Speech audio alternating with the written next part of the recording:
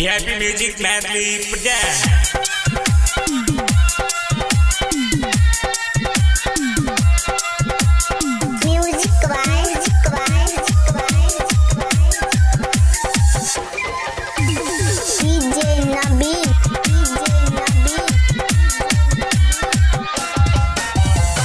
सुन के मम्मी शादी कराई दे, सुन के मम्मी शादी कराई दे, जाके पलान में लाइक जब नहीं तरानी के लके भाई के जब नहीं तरानी के लके भाई के जब सुन के मम्मी शादी कराई दे, सुन के मम्मी शादी कराई दे, जाके पलान में लाइक जब नहीं तरानी के लके भाई के जब नहीं त कजली के लके भाई के जब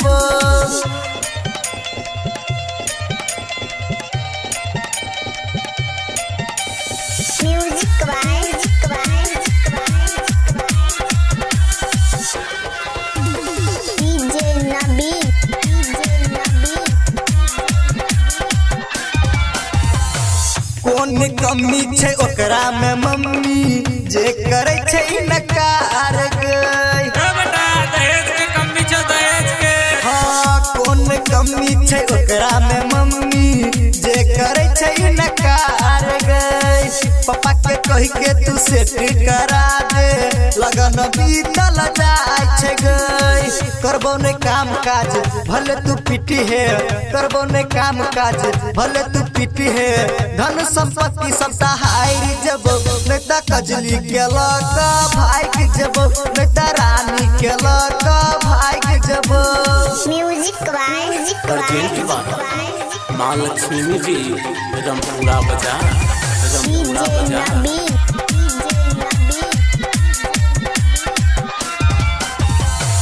खोजलो पर नहीं मिलतो एहन कनिया बड़ निक लागे छै रूप गई। हाँ खोजलो पर नहीं मिलतो एहन कनिया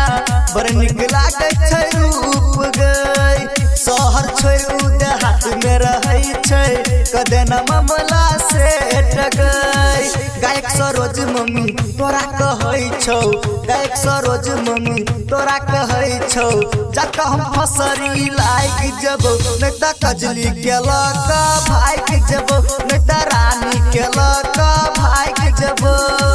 सुन के मम्मी शादी कराई दे, सुन के मम्मी शादी कराई दे, जाके पलान में लाइक जब नेता रानी के लके भाई के जब नेता रानी के लके भाई के जब नेता स्वीटी के लका भाई के जब नेता रानी के लका भाई के जब तेरा बउआ